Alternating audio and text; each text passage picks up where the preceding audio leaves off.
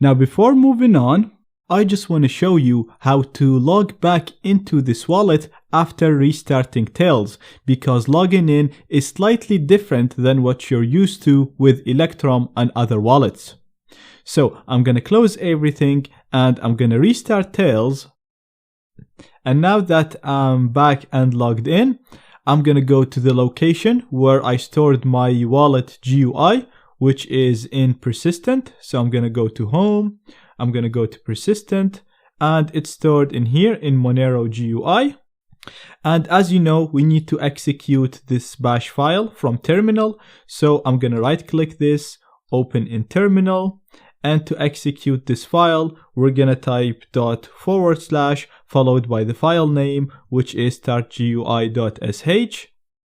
This will start the wallet GUI, but as you can see, it starts it as if it's the first time.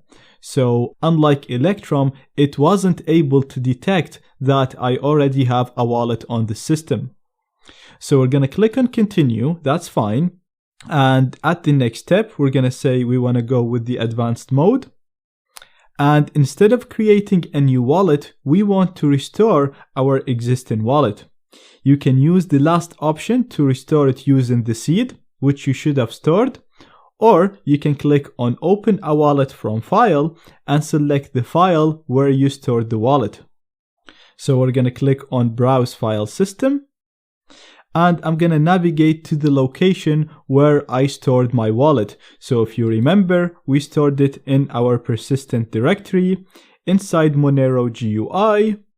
And I should have stored it inside wallets, that's why I created that directory, but I accidentally stored it in this directory. So we can see we have a file called John Wick Wallet. This is the name of my wallet, and inside it I have the wallet keys. So we're going to select that and click on open. I'm going to put the wallet password, and this will log me back into the wallet. Now we're still not ready, because as you can see, the wallet is not connected because the daemon did not start. I'm gonna click on use custom settings in here, because remember, we want to use custom settings to connect through a remote node. So we'll have to do this manually again. We're gonna have to click on remote node in here. And we're going to use the same remote node information that we used when we set up the wallet. We actually have to do all of this because the settings of the wallet got deleted after our restart. So again, you'll need to go to moneroworld.com/nodes and copy the node hidden service in here. Remember the port 18099, paste the URL, put the port, and connect.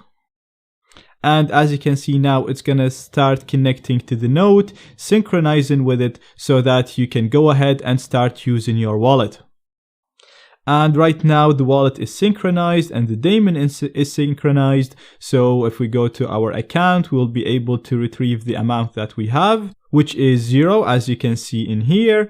And we can send and receive funds, like I said, and like I'm going to show you in the next lectures.